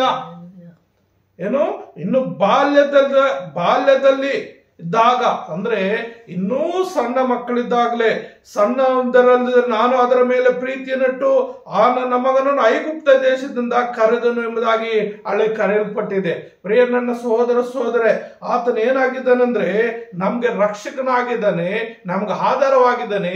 ಅಷ್ಟೇ ಅಲ್ಲದೆ ಕುರುಬನಾಗಿ ನಮ್ಮನ್ನು ನಡೆಸುವ ಆತನಾಗಿದ್ದಾನೆ. ಕುರುಬನಾಗಿ ನಾವು ನಡೆಸುವ ಆತನಾಗಿದ್ದಾನೆ. ಕೀರ್ತನೆಗಳಲ್ಲಿ 23ನೇ ಕೀರ್ತನೆ ದಾವೀದನು ಸ್ಪಷ್ಟವಾಗಿ ಬರೆದಿದ್ದಾನೆ. ಏನಂತ? ಯೆಹೋವನು ನನಗೆ ಕುರುಬನು, ಕೊರತೆ ಪಡನು ಎಂಬುದಾಗಿ. ಅಂದ್ರೆ 1ರಿಂದ 6 ವಚನ ನೋಡುವಾಗ ಒಂದೊಂದು ವಚನದ ಗೂಢಾರ್ಥಗಳು ಎಷ್ಟೋ ವಿಶೇಷವಾಗಿದೆ. ಹಾಗಾಗಿ ದೇವರು ಏನಾಗಿದ್ದಾನೆ, ನಮ್ಮ ಕುರುಬನಾಗಿದ್ದು ನಮ್ಮನ್ನ ಕಾಯುವ ಆತನಾಗಿದ್ದಾನೆ, ನಮ್ಮೆಲ್ಲ ಕೊರತೆಗಳು ನೀಗಿಸುವ ಆತನಾಗಿದ್ದಾನೆ, ನಮ್ಮನ್ನು ರಕ್ಷಿಸುವ ಆತನಾಗಿದ್ದಾನೆ. ಅಂತ ದೇವಾದಿ ದೇವರಿಗೆ ಮಹಿಮೆ ಉಂಟಾಗಲಿ, ಅಂತ ದೇವಾದಿ ದೇವರಿಗೆ ಘನತೆ ಉಂಟಾಗಲಿ. ಆತನನ್ನು ನೋಡುವಾಗ ಆತನ ಹಸುರುಗಳಲ್ಲಿ ನನ್ನನ್ನು ತಂಗಿಸುತ್ತಾನೆ, ವಿಶ್ರಾಂತಿಕರವಾದ ನೀರುಗಳೇ ಬಳಿಗೆ ಬರಮಾಡುತ್ತಾನೆ ಎಂಬುದಾಗಿ. ನನ್ನ ಪ್ರಾಣವನ್ನು ಉಜ್ಜೀಸು ಮಾಡಿ ತನ್ನ ಹೆಸರಿಗೆ ತಕ್ಕಂತೆ ನೀತಿ ಮಾರ್ಗದಲ್ಲಿ ನಡೆಸುತ್ತಾನೆ. ಒಂದೊಂದು ವಾಕ್ಯ ಕೂಡ ನಮ್ಮನ್ನು ಆಧರಿಸುವುದಾಗಿದೆ, ಒಂದು ವಾಕ್ಯ ಕೂಡ ನಮ್ಮನ್ನು ಬಲಪಡಿಸುವುದಾಗಿದೆ, ಒಂದೊಂದು ವಾಕ್ಯ ಕೂಡ ನಮ್ಮನ್ನ ಧೈರ್ಯಪಡಿಸುವುದಾಗಿದೆ. ಆದ್ರಿಂದ ಪ್ರಿಯರೇ, ಅದನ್ನ ಏನ್ ಹೇಳ್ತಾ ಇದ್ದಾನೆ, ಯೆಹೋವನು ನನಗೆ ಕುರುಬನು, ಕೊರತೆ ಪಡನು. ಯಾಕಂದ್ರೆ ನನ್ನ ಜೀವಿತ ಕಾಲವೆಲ್ಲ ಆತನ ನನ್ನ ಕುರುಬನಾಗಿದ್ದು ನನ್ಗೆ ಏನೇನು ಅಗತ್ಯಗಳಿದೆ ಎಲ್ಲನ್ನು ಪೂರೈಸಿ ಆತನ ನಡೆಸುವ ಆತನಾಗಿದ್ದಾನೆ, ಆತನ ಕಾಪಾಡುವ ಆತನಾಗಿದ್ದಾನೆ, ಆತನ ನಾನು ರಕ್ಷಿಸುವ ಆತನಾಗಿದ್ದಾನೆ ಎಂಬುದಾಗಿ ಎಲ್ಲ ಸ್ಪಷ್ಟವಾಗಿ ಹೇಳಲ್ಪಡ್ತಾ ಇದೆ ಪ್ರಿಯರೇ. ಆದ್ರಿಂದ ನಾವುಗಳು ಏನ್ ಮಾಡ್ಬೇಕಂದ್ರೆ, ನಾವು ಆ ದಾವೀದನು ಯಾವ ರೀತಿ ಒಂದು ತೀರ್ಮಾನ ಮಾಡಿಕೊಂಡು ಅದೇ ರೀತಿಯಲ್ಲಿ ನಾವು ನಮ್ಮ ದೇವರನ್ನ ಕುರುಬನಾಗಿ ನಾವು ಸ್ವೀಕಾರ ಮಾಡುವಾಗ, ನಾವು ಕುರಿಗಳಂತೆ ಆತನ ತಗ್ಗಿಸುವಾಗ, ಆತನ ಮುಂದೆ ತಗ್ಗಿಸಿಕೊಳ್ಳುವಾಗ ಖಂಡಿತ ನಿಮ್ಮನ್ನ ಆತನ ಏನ್ ಮಾಡ್ತಾನೆ, ಆ ಕುರುಬನಾಗಿದ್ದು ನಡೆಸುವ ಆತನಾಗಿದ್ದಾನೆ, ನಿಮ್ಮ ಕಾಯುವಂತನಾಗಿದ್ದಾನೆ, ನಿಮ್ಮೆಲ್ಲ ಅಗತ್ಯಗಳನ್ನು ಪೂರೈಸುವ ಆತನಾಗಿದ್ದಾನೆ. ಖಂಡಿತವಾಗ್ಲೂ ಆತನು ಎಂತವನಾಗಿದ್ದಾನೆ ಅಂದ್ರೆ, ಯೆಶಾಯನ ಗ್ರಂಥದಲ್ಲಿ ನಾವು ನೋಡ್ತೀವಿ ಇನ್ನೊಂದು ವಚನ. ಯೆಶಾಯನ ಗ್ರಂಥದಲ್ಲಿ 40ನೇ ಅಧ್ಯಾಯ 11ನೇ ವಚನದಲ್ಲಿ ನೋಡುವಾಗ, ಯೆಶಾಯ 40ನೇ ಅಧ್ಯಾಯ 11ನೇ ವಚನದಲ್ಲಿ ಏನ್ ಹೇಳ್ತಾ ಇದೆ ನಾವು ನೋಡುವಾಗ, ಇಲ್ಲಿ ನಾವು ನೋಡುತ್ತೇವೆ, ಆತನು ಕುರುಬನಂತೆ ತನ್ನ ಮಂದೆಯನ್ನು ಮೇಯಿಸುವನು. ಏನಂತೆ? ಮಂದೆಯನ್ನು ಮೇಯಿಸುವನು, ಮರಿಗಳನ್ನು ಕೈಯಿಂದ ಕೂಡಿಸಿ ಎದೆಗೆತ್ತಿಕೊಳ್ಳುವನು. ಸಣ್ಣ ಮರಿಗಳು, ಕುರುಬರು ಏನ್ ಮಾಡ್ತಾರೆ, ಆ ಕಾಡಲ್ಲಿ ಆ ಅಡವಿಗಳಲ್ಲಿ ಕುರಿ ಮೇಯಿಸುವಾಗ ಕೆಲವು ಸಂದರ್ಭ ಕುರಿಗಳು ಈದು ಬಿಡ್ತವೆ, ಮರಿ ಹಾಕ್ಬಿಡ್ತವೆ, ಅವನು ನಡಿಯಕ್ಕೂ ಬಿಡೋದಿಲ್ಲ ಕುರುಬನು. ಆ ಸಣ್ಣ ಮರಿಗಳು ಏನ್ ಮಾಡ್ತಾನೆ, ಕೈಯಿಂದ ಎತ್ಕೊಂಡು ಮನೆಗೆ ತಗೊಂಡು ಬರ್ತಾನೆ, ತಂದು ಮನೆಯಲ್ಲಿ ಬಿಡ್ತಾನೆ. ಹಾಲು ಕುಡಿಸುವ ಕುರಿಗಳನ್ನು ಮೆಲ್ಲಗೆ ನಡೆಸುವನು ಎಂದು ಸಾರು. ಹೌದು, ದೇವಾದಿ ದೇವನು ಏನಾಗಿದ್ದಾನೆ, ನಮ್ಮನ್ನ ಮಂದೆಯಿಂದ ಕುರಿ ಮರಿಗಳನ್ನ ಎಲ್ಲವನ್ನು ಆತನು ಮಂದೆಯನ್ನ ಮೇಯಿಸುವತಾಗಿದ್ದಾನೆ. ಮರಿಗಳನ್ನ ಎದೆಗೆತ್ತಿಕೊಂಡು ಅವಕ್ಕೆ ಕಾಲು ನೋವಾಗದಂತೆ, ಯಾವ ಶ್ರಮೆ ಆಗದಂತೆ ಅವನ್ನ ಮೆತ್ತಗೆ ಎತ್ಕೊಂಡು ಬಂದು ತನ್ನ ಆಶ್ರಯದಲ್ಲಿ ತನ್ನ ತಾಯಿ ಹತ್ರ ಅವನ್ನ ಬಿಡುವತನಾಗಿದ್ದಾನೆ. ಮತ್ತು ಹಾಲು ಕುಡಿಸುವಂತ ಕುರಿಗಳನ್ನ ಆಗ ತಕ್ಷಣ ಇದು 1 ವಾರ 15 ದಿವಸಗಳ ತನಕ ಆ ಕುರಿಗಳಿಗೆ ಹೆಚ್ಚಾದ ಟೆನ್ಷನ್ ಕೊಡೋದಿಲ್ಲ, ಹೆಚ್ಚಾದ ಕಷ್ಟ ಕೊಡೋದಿಲ್ಲ. ಕೆಲವರು ಆದ್ರೆ ಆ ಕುರಿಗಳನ್ನ ಮನೆಯಲ್ಲೇ ಬಿಟ್ಟು ಹೋಗ್ಬಿಡ್ತಾರೆ. ಅವು ಮೇವು ಕೊಟ್ಟು ಯಾವುದೇ ರೀತಿ ಅವು ಕಷ್ಟ ಆಗದೆ ಕೆಲವು ದಿವಸ ಅವು ರೆಸ್ಟ್ ತಗೊಳ್ಳಿ, ಕುರಿ ಮತ್ತು ಮರಿ ರೆಸ್ಟ್ ತಗೊಳ್ಳಿ ಅಂತ ಹೇಳಿ ಮನೆಯಲ್ಲೇ ಬಿಟ್ಟು ಹೋಗ್ತಾರೆ. ಇನ್ನು ಕೆಲವರಾದ್ರೆ ಆ ಅವುಗೆ ಮೇವು ಇಲ್ಲದ ಕಾರಣ ನಿಧಾನವಾಗಿ ನಡೆಸ್ಕೊಂಡು ಹೋಗಿ ನಿಧಾನವಾಗಿ ಮೇಯಿಸ್ಕೊಂಡು ಮತ್ತೆ ತನ್ನ ಆಶ್ರಯಕ್ಕೆ ತಂದು ಅವನು ಬಿಡ್ತಾನೆ. ಹಾಗೆ ನಮ್ಮ ದೇವಾದಿ ದೇವನು ಏನ್ ಮಾಡ್ತಾನಂದ್ರೆ ನಮ್ಗೆ ಆಶ್ರಯವಾಗಿದ್ದು ಆತನ ಕುರುಬನಾಗಿದ್ದು ನಮ್ಮನ್ನ ಆತನ ನಡೆಸುವಾತನಾಗಿದ್ದಾನೆ, ನಮ್ಮನ್ನ ನಡೆಸುವಾತನಾಗಿದ್ದಾನೆ ಪ್ರಿಯರೇ. ಮತ್ತು 1 ಪೇತ್ರನ ಪತ್ರಿಕೆಯಲ್ಲಿ ನಾವು ನೋಡುವಾಗ 1 ಪೇತ್ರ ಬರೆದಂತ ಪತ್ರಿಕೆಯಲ್ಲಿ 2ನೇ ಅಧ್ಯಾಯ 1 ಪೇತ್ರ 2ನೇ ಅಧ್ಯಾಯದಲ್ಲಿ ನಾವು ನೋಡುತ್ತೇವೆ. 2ನೇ ಅಧ್ಯಾಯ 25ನೇ ವಚನ. 1 ಪೇತ್ರ 2ನೇ ಅಧ್ಯಾಯ 25ನೇ ವಚನ ಏನ್ ಹೇಳುತ್ತೆ?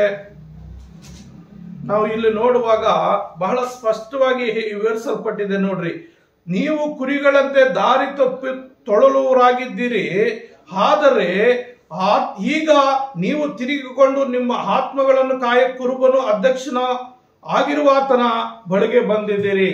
ಹೌದು ಪ್ರಿಯರೇ, ನಾನು ನೀವು ನಾವೆಲ್ಲರೂ ಈ ಲೋಕದಲ್ಲಿ ದಾರಿ ತಪ್ಪಿದಂತ ಕುರಿಗಳಾಗಿ ಯಾರು ನಮ್ಗೆ ಆಶ್ರಯ ಇಲ್ಲದೆ ಯಾರು ಏನ್ ಹೇಳ್ತಾರೋ ಆ ರೀತಿ ಎಲ್ಲ ನಡ್ಕೊಂಡು ನಾನಾ ವಿಧವಾದ ಕಷ್ಟಗಳಲ್ಲಿ, ಶೋಧನೆಗಳಲ್ಲಿ, ಶ್ರಮೆಗಳಲ್ಲಿ ಎಲ್ಲ ಬಿದ್ದು ಎದ್ದು ನರಳಾಡಿ ಕೊನೆ ಗಳಿಗೆಯಲ್ಲಿ ಯೇಸು ಕ್ರಿಸ್ತನ ಬಳಿಗೆ ನಾವು ಬಂದಿದ್ದೇವೆ. ಯೇಸು ಕ್ರಿಸ್ತನೇ ಬರುವಾಗ ಯೇಸು ಕ್ರಿಸ್ತ ನಮ್ಗೆ ಕಾಯುವಂತ ಕುರುಬನಾಗಿದ್ದು ಎಲ್ಲಾ ಕಷ್ಟಗಳಿಂದ ನಮ್ಮನ್ನು ಬಿಡಿಸಿ, ಎಲ್ಲಾ ಸಮಸ್ಯೆಗಳಿಂದ ನಮ್ಮನ್ನು ಬಿಡಿಸಿ ಆತನು ಇದುವರೆಗೂ ನಮ್ಮನ್ನ ನಡೆಸ್ತಾ ಇದ್ದಾನೆ, ನಮ್ಮನ್ನು ಕಾಪಾಡ್ತಾ ಇದ್ದಾನೆ, ನಮ್ಗೆ ಆಶ್ರಯವಾಗಿದ್ದಾನೆ ಅಂತ ದೇವಾದಿ ದೇವರಿಗೆ ಮಹಿಮೆ ಉಂಟಾಗಲಿ, ಅಂತ ದೇವಾದಿ ದೇವರಿಗೆ ಘನತೆ ಉಂಟಾಗಲಿ. ಅಷ್ಟೇ ಅಲ್ಲದೆ ಇನ್ನೂ ಒಂದು ವಚನ ನಾವು ನೋಡ್ಕೊಳ್ಳೋಣ. ಕೊನೆ ವಚನ ನೋಡ್ಕೊಂಡು ಪ್ರಕಟಣೆ 7ನೇ ಅಧ್ಯಾಯ 17ನೇ ವಚನದಲ್ಲಿ, ಪ್ರಕಟಣೆ 7ನೇ ಅಧ್ಯಾಯ 17ನೇ ವಚನ ಏನ್ ಹೇಳುತ್ತೆ? ಸಿಂಹಾಸನ ಮಧ್ಯದಲ್ಲಿರುವ ಯಜ್ಞದ ಕುರಿಯಾದಾತನು ಅವರಿಗೆ ಕುರುಬನಂತಿದ್ದು ಜೀವಜಲದ ವರ್ತೆಗಳ ಬಳಿಗೆ ನಡೆಸುತ್ತಾನೆ. ದೇವರು ಅವರ ಕಣ್ಣೀರನ್ನೆಲ್ಲ ಒರೆಸಿ ಬಿಡುವನು ಎಂದು ಹೇಳಿದ್ದಾನೆ. Hallelujah, amen. ದೇವರಿಗೆ ಸ್ತೋತ್ರವಾಗಲಿ. ಸಿಂಹಾಸನ ಮಧ್ಯದಲ್ಲಿರುವ ಯಜ್ಞದ ಕುರಿಯಾದಾತನು, ಯಾರು ಯಜ್ಞದ ಕುರಿಯಾದಾತನು? ಯೇಸು ಕ್ರಿಸ್ತನು. ನಿನಗೋಸ್ಕರ ನನಗೋಸ್ಕರ ಆ ಪರಲೋಕವನ್ನು ಬಿಟ್ಟು ಭೂಲೋಕಕ್ಕೆ ಮನುಷ್ಯ ಕುಮಾರನಾಗಿ ಬಂದು ನಮ್ಮೆಲ್ಲರ ಪಾಪವನ್ನು ಆತನು ಬಗೆಹರಿಸಲಿಕ್ಕಾಗಿ ಯಜ್ಞದ ಕುರಿಯಾದಾತನಾಗಿ ಯಜ್ಞಾರ್ಪಿತನಾಗಿ ಈ ಲೋಕಕ್ಕೆ ಬಂದನು. ನನಗೋಸ್ಕರ ನಿನಗೋಸ್ಕರ ಆ ಕಲ್ವರಿ ಶಿಲುಬೆ ಮೇಲೆ ತನ್ನ ಪ್ರಾಣವನ್ನು ಕೊಟ್ಟನು. ನಮಗೋಸ್ಕರ ಸತ್ತನು, ಊನಲ್ಪಟ್ಟನು, ಮತ್ತೆ ಮೃತ್ಯುಂಜಯನಾಗಿ ಎದ್ದು ಬಂದು ಪರಲೋಕದಲ್ಲಿ ತಂದೆಯ ಬಲಪಾಶೆಯಲ್ಲಿ ಕುಳಿತು ನಿನಗೋಸ್ಕರ ನನಗೋಸ್ಕರ ಪ್ರಾರ್ಥಿಸುವತನಾಗಿದ್ದಾನೆ. ಆತನೇನು ಮಾಡ್ತಾನೆ?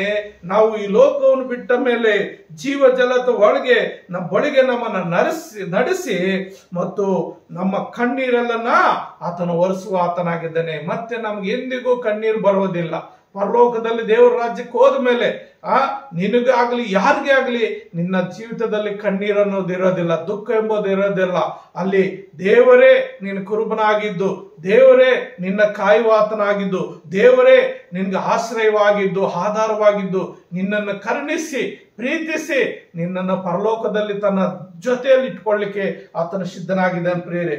ಆದ್ರಿಂದ ನಾವುಗಳು ಆ ಕರುಣಾನಿಧಿಯಾಗಿರುವಂತ ಆ ಕರುಣಿಸುವಂತ ಕನಿಕರ ಉಳ್ಳಂತ ದೇವರನ್ನು ಆಶ್ರಯಿಸಿಕೊಂಡು ಆತನೇ ನಮ್ಮ ರಕ್ಷಕನು, ಆತನೇ ನಮ್ಗೆ ಆಶ್ರಯವು, ಆತನೇ ನಮ್ಗೆ ಆಧಾರವು, ಆತನೇ ನಮ್ ಸರ್ವವು ಎಂಬುದಾಗಿ ನಾವು ತಿಳಿದುಕೊಂಡು ಆತನ ಶರಣಾಗಿ, ದೇವರೇ ನೀನು ಕುರುಬನು, ನಾನು ಕುರಿ ಸ್ವಾಮಿ, ನಿನ್ನ ಚಿತ್ತದಿಂದ ನಡೆಸು, ಈ ಲೋಕದಿಂದ ನಾನು ನಡೆಸು, ಈ ಲೋಕದಲ್ಲಿ ನನಗಿರುವಂತ ಎಲ್ಲ ಸಮಸ್ಯೆಗಳನ್ನು ಬಿಡಿಸು, ಆಗರನ್ನು ಯಾವ ರೀತಿ ರಕ್ಷಿಸಿದೆಯೋ, ಆಗರ ಮಗನನ್ನು ಯಾವ ರೀತಿ ನೀನು ಕಾಪಾಡಿದೆಯೋ ಅದೇ ರೀತಿಯಲ್ಲಿ ನಮಗೂ ಆಶ್ರಯವಾಗಿದ್ದು ನಮಗೆ ನೀನು ಅಪ್ಪ ಎಲ್ಲವನ್ನು ಕೊಟ್ಟು ನೀನು ಕಾಪಾಡೆಂಬುದಾಗಿ ಆ ದೇವಾದಿ ದೇವರನ್ನ ಪ್ರಾರ್ಥಿಸುವಾಗ, ಆತನಿಗೆ ನಾವು ಶರಣರಾಗುವ, ನಮ್ಮನ್ನು ನಾವು ಆತನಿಗೆ ಒಪ್ಪಿಸಿಕೊಡುವಾಗ ಖಂಡಿತವಾಗಲೂ ಆತನು ನಿನ್ನನ್ನ ಪ್ರಿಯ ನನ್ನ ಸಹೋದರ, ಪ್ರಿಯ ನನ್ನ ಸಹೋದರಿ, ನಿನ್ನನ್ನು ಕೈ ಬಿಡದೆ ಆತನ ಕಾಯುವ ಆತನಾಗಿದ್ದಾನೆ ಅಂತ ದೇವರಿಗೆ ಮಹಿಮೆ ಉಂಟಾಗಲಿ. ನಾವು ಪ್ರಾರ್ಥನೆ ಮಾಡಿಕೊಳ್ಳೋಣ. ನಮ್ಮನ್ನು ಬಹಳವಾಗಿ ಪ್ರೀತಿಸುವಂತ ನಮ್ಮ ತಂದೆಯಾದ ದೇವರೇ, ನಿನ್ನ ಪರಿಶುದ್ಧವಾದ ನಾಮ ಸ್ತೋತ್ರ ವಂದನೆ ಸ್ವಾಮಿ. ಹೌದು ಸ್ವಾಮಿ, ನೀನು ಕನಿಕರವುಳ್ಳ ದೇವರಾಗಿರುವುದರಿಂದ ನೀನು ಕುರುಬನಾಗಿದ್ದು ಸ್ವಾಮಿ ಅಪ್ಪ, ಎಲ್ಲವನ್ನು ಮಾಡ್ಲಿಕ್ಕೆ ನೀನು ಶಕ್ತನು ಸ್ವಾಮಿ ಅಪ್ಪ. ಕಷ್ಟದಲ್ಲಿರುವವರಿಗೆ ನೀನು ಕಾಪಾಡಲು ಶಕ್ತನು ಸ್ವಾಮಿ. ಸತ್ತರನ್ನು ಎಬ್ಬಿಸಲು ನೀನು ಶಕ್ತನು ಸ್ವಾಮಿ ಅಪ್ಪ. ಕುರುಬನಾಗಿದ್ದು ಅಪ್ಪ ಪ್ರತಿಯೊಬ್ಬರ ಜೀವಿತದಲ್ಲಿ ಅಪ್ಪ ಒಬ್ಬ ಕುರುಬನು ತನ್ನ ಕುರಿಗಳನ್ನು ಯಾವ ರೀತಿ ಸಂರಕ್ಷಿಸ್ತಾನೋ ಅದಕ್ಕಿಂತ ಹೆಚ್ಚಾಗಿ ನೀನು ಸಂರಕ್ಷಿಸಲು ನೀನು ಶಕ್ತನೆಂಬುದಾಗಪ್ಪ. ಮುಪ್ಪಿನ ತನಕ ನಾನೇ ನಿಮ್ಗೆ ಆಧಾರ ಅಂತ ವಾಗ್ದಾನ ಮಾಡಿದ ದೇವರೇ ಅಪ್ಪ. ನಮ್ಮ ಜೀವಿತ ಕಾಲವೆಲ್ಲ ಸ್ವಾಮಿ ನೀವು ನಮ್ಗೆ ಆಧಾರವಾಗಿದ್ದು ಆಶ್ರಯವಾಗಿದ್ದಪ್ಪ. ನಿನ್ನ ಕನಿಕರ ನಿಮ್ಮ ದಯೆ ನಮ್ಮ ಮೇಲಿರಿಸಿ ಪ್ರತಿಯೊಬ್ಬೊಬ್ಬರನ್ನು ನೀನು ಕಾಪಾಡಬೇಕೆಂಬುದಾಗಿ ಈ ವಾಕ್ಯ ಕೇಳಿದ ಪ್ರತಿಯೊಬ್ಬರ ಜೀವಿತದಲ್ಲಿ ನೀವು ಅದ್ಭುತಗಳು ಮಾಡಿ ಸ್ವಾಮಿ. ಅವರಿಗೆ ನೀವು ಕುರುಬನಾಗಿದ್ದು ಸ್ವಾಮಿ, ಕನಿಕರವುಳ್ಳಂತ ದೇವರಾಗಿದ್ದು ಸ್ವಾಮಿ. ನೀವು ತಾನೇ ಕಾಪಾಡಿ ನೀವು ಒಬ್ಬರೇ ಮಹಿಮೆ ಅಂದುಕೋಬೇಕೆಂಬುದಾಗಿ ಯೇಸುವಿನೊಂದೇ ನಮ್ದಲ್ಲಿ ಪ್ರಾರ್ಥನೆ ಬೇಡುತ್ತೇನೆ ತಂದೆಯೇ. ಆಮೇನ್, ಆಮೇನ್, ಆಮೇನ್.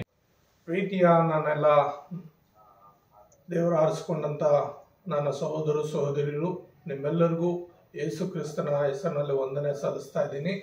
ಪ್ರಿಯ ನನ್ನ ಸಹೋದರ ಸಹೋದರರೇ, ಯೂಟ್ಯೂಬ್ನಲ್ಲಿ ವೀಕ್ಷಿಸುವಂತಹ ನಿಮ್ಮೆಲ್ಲರಿಗೂ ದೇವರು ಇನ್ನೂ ಹೆಚ್ಚಿನ ಆಯುರಾರ ಕೊಟ್ಟು ಶಾಂತಿ ಸಮಾಧಾನ ಕೊಟ್ಟು ಕಾಪಾಡಲಿ. ನಿಮ್ಮೆಲ್ಲರಿಗೋಸ್ಕರ ನಾನು ನನ್ನ ಕುಟುಂಬವು ನಮ್ಮ ಸಭೆ ಪ್ರಾರ್ಥಿಸುವುದಾಗಿದೆ.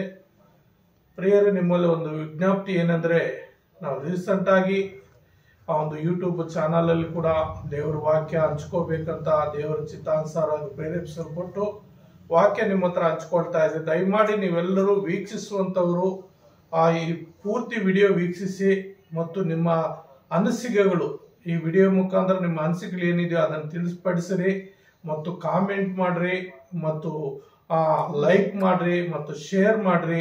ನಿಮ್ಮ ಸ್ನೇಹಿತರಿಗೂ ಬಂಧು ಮಿತ್ರರಿಗೆ ಹಂಚಿಕೊಟ್ಟು ಈ ಸೇವೆ ವಿಸ್ತರಿಸಲ್ಪಡುವಾಗ ಇದು ಯೇಸು ಕ್ರಿಸ್ತನ ಸೇವೆ. ನಾವೆಲ್ಲರೂ ಸೇರಿ ಸೇವೆ ಮಾಡೋಣ. ದೇವರು ನನ್ಗೆ ವಾಕ್ಯ ಹಂಚುವಂತ ತಲಾಂತ ಕೊಟ್ಟಿರುವಾಗ ನೀವು ಅದನ್ನ ಇತರಿಗೆ ಶೇರ್ ಮಾಡುವಾಗ ಅದರಲ್ಲಿ ನೀವು ಕೂಡ ಪಾಲುಗಾರರಾಗಿ ದೇವರಿಂದ ಬರುವಂತ ಆಶೀರ್ವಾದಗಳು ನೀವು ಅಂದ್ಕೊಳ್ತೀರಿ. ದಯವಿಟ್ಟು ನಿಮ್ಮಲ್ಲಿ ವಿಜ್ಞಪ್ತಿ, ಎಲ್ಲರೂ ಸಬ್ಸ್ಕ್ರೈಬ್ ಮಾಡ್ರಿ. ಅಲ್ಲಿ ಬೆಲ್ ಐಕಾನ್ ಕಾಣುತ್ತೆ, ಬೆಲ್ ಅನ್ನು ಒತ್ತಿ 2 ಸಾರಿ ಒತ್ತುವಾಗ ನಾನು ಮಾಡುವಂತ ಎಲ್ಲ ಆ ವಿಡಿಯೋಗಳು ನಿಮ್ಗೆ ಸಿಕ್ಕುತ್ತೆ. ಮತ್ತು ಪಾಸ್ಟರ್ ಲೂಕ್ ಎಲ್ಎನ್ ಎಂಬ ಒಂದು ಚಾನಲ್ ನಾವು ಸ್ಟಾರ್ಟ್ ಮಾಡಿದೀವಿ.